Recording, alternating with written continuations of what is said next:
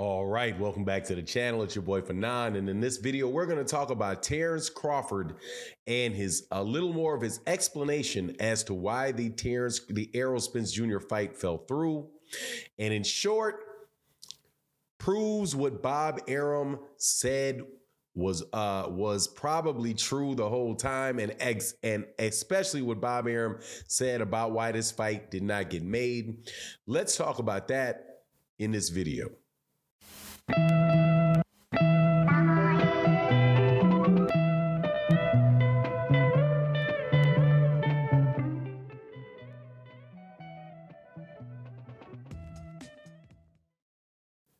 All right, welcome back to the channel. It's your boy Fanon, and in this video, we're going to talk about Errol Spence Jr., Terence Crawford, and the fight that fell through.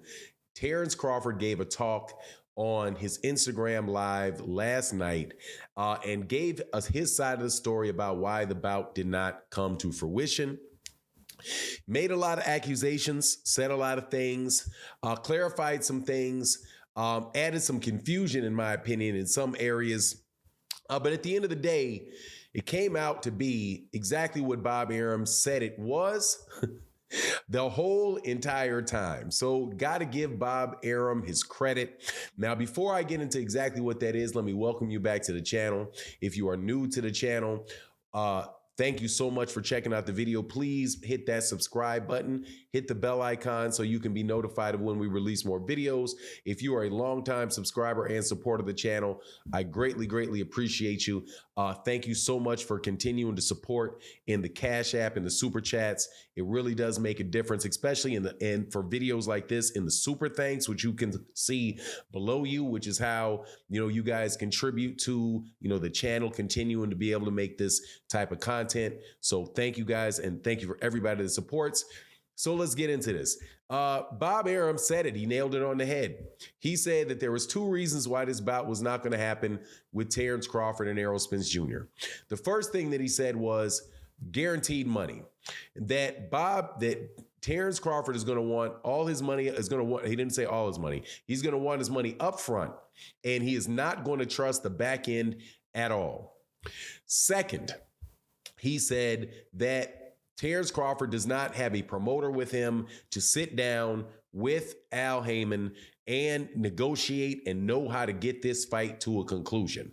And those are the reasons that Bob Arum gave for this bout not taking place. And as it turns out, Bob Arum was 100% correct. Now, again, listening to everything that Terence Crawford said, all right, and I'm telling you, I'm looking at this. I know who I think is going to win the fight. Right? I got it a 51-49 for Errol Spence Jr. I think Errol Spence Jr. will beat Terence Crawford. All right. Now, I've not ever said that I didn't think Terence Crawford was going to take this fight because he's scared of Errol Spence. And I do believe that the one thing that this whole conversation did is, for me, it did give me reassurance that Terence Crawford, the fight didn't get made just because Terence Crawford doesn't think he can win it.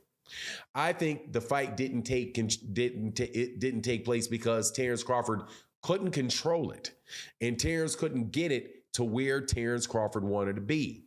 Now, relating that to Bob Arum, what did Terence Crawford say related to those things? The things that happened that made the fight not go through. Okay, not interested in all of the conversation about Errol Spence Jr. not being his boss and working for Al Haymon, and he doesn't have control of this and that and the other thing, right? All of that, whatever. Because honestly, Al Haymon is Errol Spence Jr.'s manager. Errol Spence Jr. is doing what bosses do. They have a manager. They have somebody that works for him that negotiates their deals. Okay. There was a really intelligent guy that is on Chicken Talk. Shout out to Chicken Talk Space over there on Twitter. Really intelligent guy, Rich Diggs and Ray Diggs, a couple of attorneys out of Detroit that said this. I'm not going to steal what they say, but I'm going to give them their credit for what they say. They're like, look, man, Elon Musk, in talking about a deal that's way bigger than this fight, Elon Musk, did not barter his own deal for Twitter. right? He has a team of people that work for him whose job it is to go and get the nuts and bolts of the negotiation done. That is his job. You know why they do that? So the deals can get done. Okay? So that's how big deals get done. You hire somebody that will do the negotiation for you, not a person to decide what you'll take and what you won't take. Right? Not somebody to make decisions for you, but for somebody to facilitate the completion of an agreement in a timely manner. That is what you're supposed to do. So when Terence Crawford talks about Al Heyman, it's almost like he refers to Al Heyman and Bob Arum as if Al Heyman and Bob Arum have the same job. They don't. Al Heyman is a manager. Bob Arum is a promoter. Terence Crawford, when he's dealing with Bob Arum, is actually negotiating against Bob Arum, right? Al Heyman is Errol Spence Jr. is not negotiating with Al Heyman. That's a different relationship. So when Terence is talking about the relationship between his Al Heyman and Errol, it's almost like, man, he doesn't understand what that relationship is.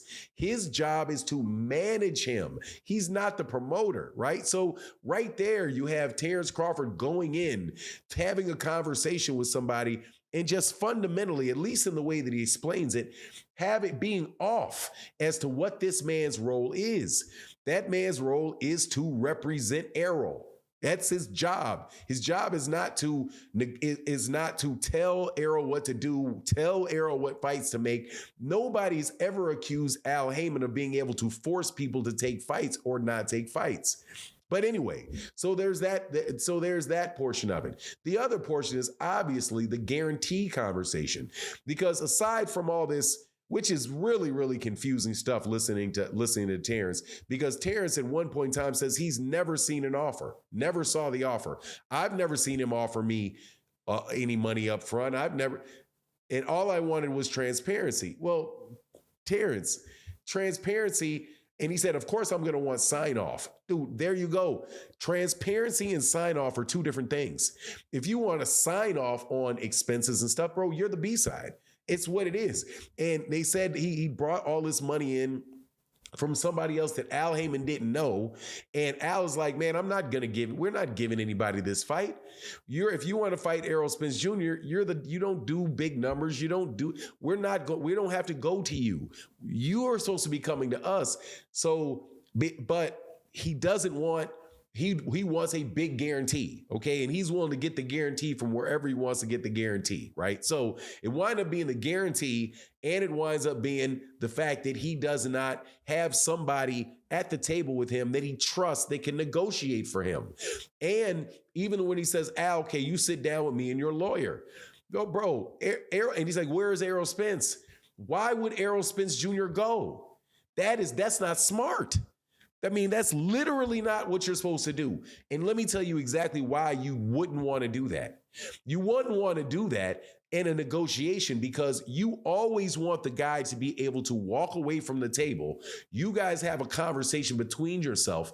And if Errol wants to reject anything, he rejects it to Al Heyman, and Al Heyman goes back. And then that gives you that little bit of barrier in the actual conversations that you're having. And I could go on and on and on and on about how just the way that Terence Crawford explained that negotiation, how flawed that approach to the negotiation is in getting the things that you want to get done, right? There could have been somebody, and this is just a truth statement.